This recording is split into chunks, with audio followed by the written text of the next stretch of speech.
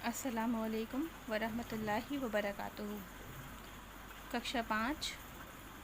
मैं आशा करती हूँ कि आप सब स्वस्थ होंगे, कुशल होंगे, प्रसन्न होंगे और अपना अध्ययन बहुत ही अच्छी तरह कर रहे होंगे। बच्चों, हम लोगों ने पिछली कक्षा में श्रुति लेख किया था गर्म रेगिस्तान नामक पाठ का। तो मुझे विश्वास है कि आपने वो श्रुति लेख कर लिया होगा, उसका अनुच्छेद भी किया होगा, सुधार भी किया होगा उसका, और सुधार करके आप शब्दों को लिखना अच्छी तरह सीख रहे होंगे। तो बच्चों, हम लोग रक्षा में हत्या पढ़ रहे थे, हमने ये पाठ पढ़ लिया था और आज की कक्षा में हम इस पाठ के लिखित उत्तर और कठिन शब्द करेंगे। मैं आपको ये पाठ पढ़ा चुकी हूँ और इस पाठ में जो भी पुस्तक में हम कार्य करते हैं वो भी हम लोग कर चुके हैं।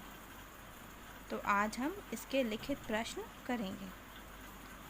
बच्चों, आपको याद होगा हमने एक कहानी पढ़ी थी रक्षा में हत्या, जो 2 भाई बहनों की थी, केशव और श्यामा, जिनके घर में कबूतरी ने अंडे दे दिए थे छज्जे पर और ये बहुत उत्सुक थे, ये दोनों बच्चे, उन अंडों को देखने के लिए और उनकी रक्षा करने के लिए, उनको दाना पानी देने के लिए, उनको धूप से बचाने के लिए ये बहुत उत्सुक थे।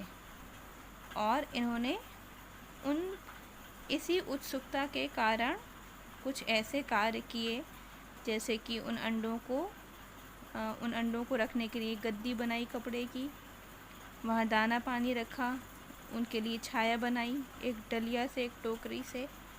और कुछ देर बाद उन्हें पता चला कि वो अंडे फूट गए और जब ये बात उनकी माताजी तक पहुंची तब उन्हें ये बात मालूम हुई कि यदि कोई पक्षियों के अंडों को छू ले तो फिर वे उन अंडों को फोड़ देते हैं। ठीक है, तो इस प्रकार ये कहानी थी रक्षा में हत्या, मतलब रक्षा करते हुए बच्चों से क्या हो गई, 3 अंडों की हत्या हो गई, यानी 3 बच्चों की हत्या हो गई, क्योंकि उनसे अंडे जो थे वो कबूतरी ने फोड़ दिए थे। याद है आपको? तो आज हम इसके प्रश्न उत्तर करेंगे और कठिन शब्द करेंगे। तो आइए चलिए देख लेते हैं। ये देखिए, सबसे पहले हम लोग कठिन शब्द करेंगे, जैसे कि हम हमेशा करते हैं अपने उत्तर पुस्तिका में। सबसे पहले हम कठिन शब्द करते हैं और फिर बाकी का कार्य करते हैं। तो चलिए हम प्रारंभ करते हैं कठिन शब्द। प्रश्नोत्तर। प्रश्नोत्तर का अर्थ होता है प्रश्न उत्तर। व्याकुल यानी बेचैन। पश्चाताप अर्थात पछतावा। जटिल, जटिल का अर्थ होता है कठिन। विपत्ति, विपत्ति यानी परेशानी, मुसीबत। समस्या यानी कठिनाई। प्रातः काल, प्रातः मतलब सुबह सुबह और काल का मतलब होता है समय, तो प्रातः काल का अर्थ हुआ सुबह सवेरे। भांति, भांति का अर्थ होता है तरह। संतुष्ट, संतुष्ट यानी खुश। अवश्य यानी ज़रूरी या आवश्यक। अनुमान, अंदाज़ा। कल्पना, कल्पना का अर्थ होता है सोच। कष्ट यानी दुख। गद्दी, गद्दी तो हम सब जानते हैं। रुआसा यानी दुखी। तीलियाँ, तीलियाँ जो होती हैं महीन महीन, झाड़ू में देखी होंगी आपने, लंबी लंबी तीलियाँ होती हैं, या फिर सूखी हुई घास में जो होता है वो, उसमें भी लंबी लंबी तीलियाँ हम देखते हैं अक्सर। फिर है उपाय, यानी उपाय का अर्थ होता है हल। उत्साह, उत्साह का अर्थ होता है जोश। उधेड़बुन यानी उलझन। ज्यों ही यानी जैसे ही। गर्मी, अंडे। प्याली, प्याली कटोरी को कहते हैं। नेत्रों, नेत्रों यानी आँखें। भूमि, भूमि अर्थात ज़मीन। किवाड़, किवाड़ अर्थात दरवाज़ा। विश्वास, विश्वास यानी यकीन। दोपहर। सर्वनाश, सर्वनाश यानी समाप्त होना, नष्ट हो जाना। रक्षा यानी हिफाजत। ठीक है, तो ये आपके कठिन शब्द हैं, आप इन्हें देख लीजिए और इनको इसी प्रकार से लिख लीजिएगा। ठीक है, कठिन शब्दों के बाद हम करेंगे प्रश्न उत्तर।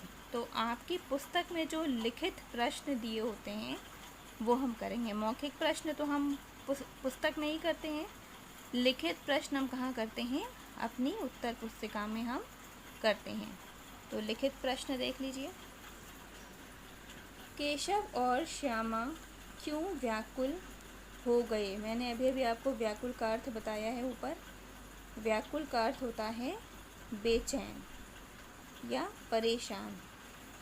तो केशव और श्यामा बच्चों के दाना पानी एवं उनकी धूप से रक्षा करने आदि के बारे में सोचकर दुखी हो गए। ठीक है, आपको याद है ना, हमने पाठ के प्रारंभ में पढ़ा था कि बच्चे कभी सोचते थे कि इसमें से अंडे कैसे निकलेंगे, वो किस रंग के होंगे, कबूतरी उनको दाना कैसे खिलाएगी, वो इतना चारा कहाँ से लाएगी, फिर बच्चों को धूप लगेगी क्योंकि यहाँ कुछ छाया नहीं है। ये पढ़ा था, याद है आपको? तो ये वही है कि केशव और श्यामा बच्चों के दाना पानी एवं उनकी धूप से रक्षा करने आदि के बारे में सोचकर व्याकुल हो गए। ठीक है, ये पहला प्रश्न है। इसके बाद हम प्रश्न 2 की ओर बढ़ते हैं। कबूतरी के बच्चों की सुविधा के लिए दोनों ने क्या क्या उपाय किए? कबूतरी के बच्चों की सुविधा, सुविधा कहते हैं आसानी को। ठीक है, तो सुविधा के लिए दोनों ने क्या क्या उपाय किए? अगले पृष्ठ पर देखते हैं इसका उत्तर।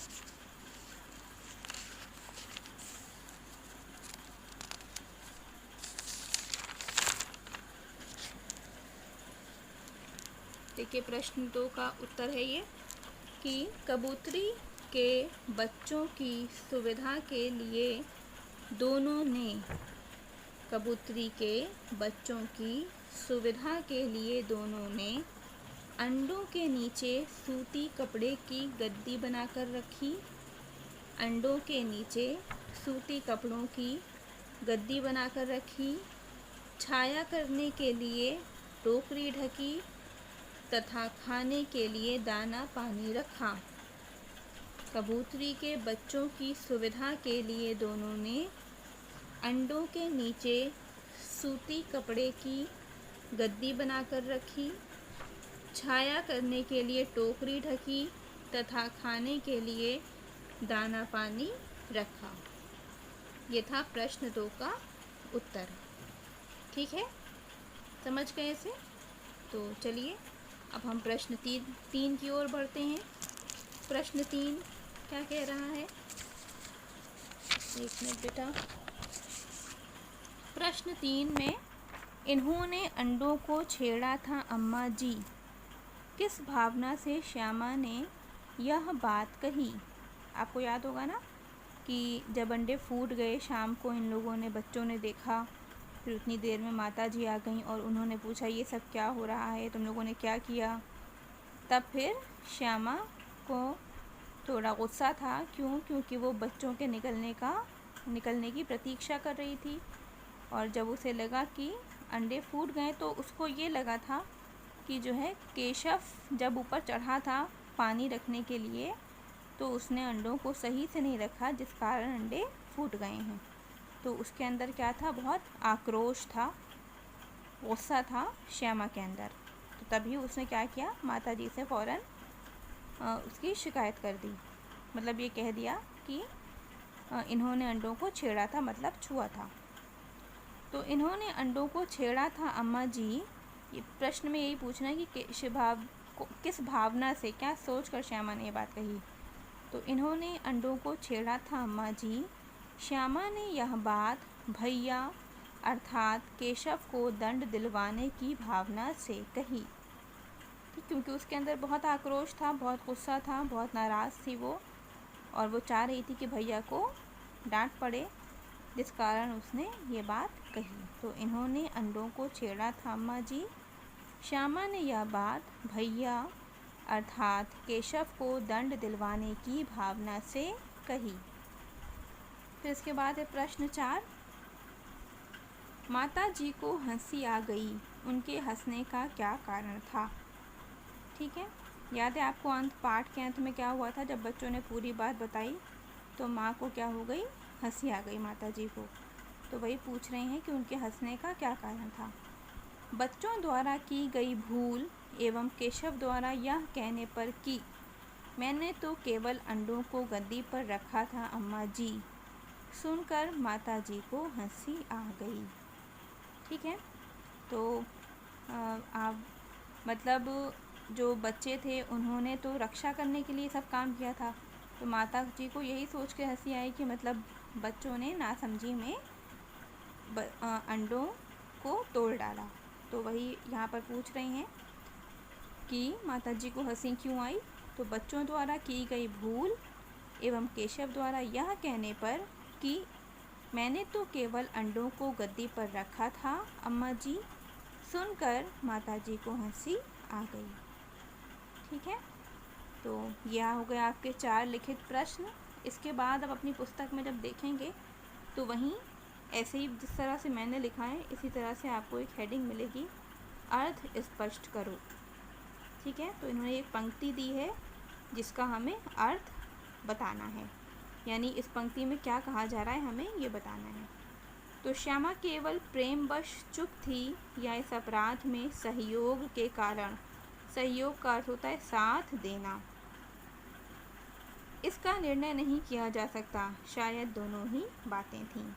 तो हमें क्या करना है, इसको थोड़ा सा विस्तार से समझाना है कि क्या दोनों बातें थीं कि श्यामा भाई से बहुत प्रेम करती थी इसलिए चुप थी, या फिर दोनों ने एक साथ मिलकर ये गलती की थी, वो दोनों ये अपराध किया था इसलिए चुप थी। यहाँ पर यही पूछा जा रहा है। तो श्यामा अपने भाई केशव से बहुत प्रेम करती थी तथा दोनों के उत्साहपूर्वक किए गए कार्य का परिणाम अच्छा न होने पर वह दोनों ही भयभीत थे, जिस कारण श्यामा माता जी के सामने चुप थी।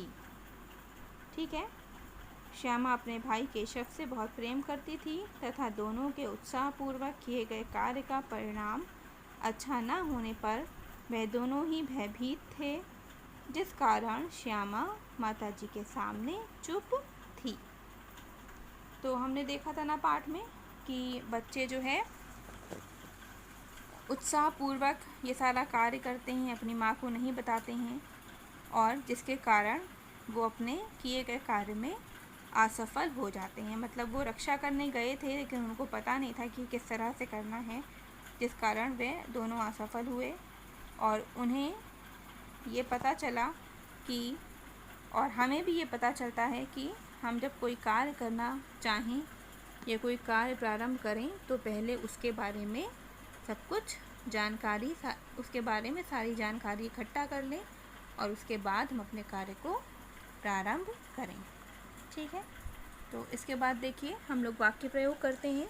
ये वाक्य प्रयोग हैं, आपको इन शब्दों से वाक्य बनाने हैं।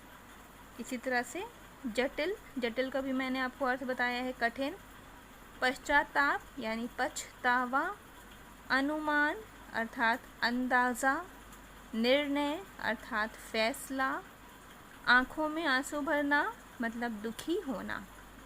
ठीक है, अगर आप इनके अर्थ भूल भी जाएं तो ये आपके शब्द अर्थ में ही ये शब्द दिए हुए हैं, आप वहाँ से इन शब्दों के अर्थ देकर वाक्य बनाइए, समझकर बनाइए, और वाक्य बहुत अच्छे होने चाहिए। ठीक है, तो ये पाठ आपका आज पूरा हो गया है, रक्षा में हत्या। इसके बाद हम अगली कक्षा में इसी पाठ का अभ्यास पुस्तिका, इसी पाठ को अभ्यास पुस्तिका में करेंगे हम अगली कक्षा में। तो तब तक आप अपना ये काम कर लीजिए जो मैंने आपको करवाया है।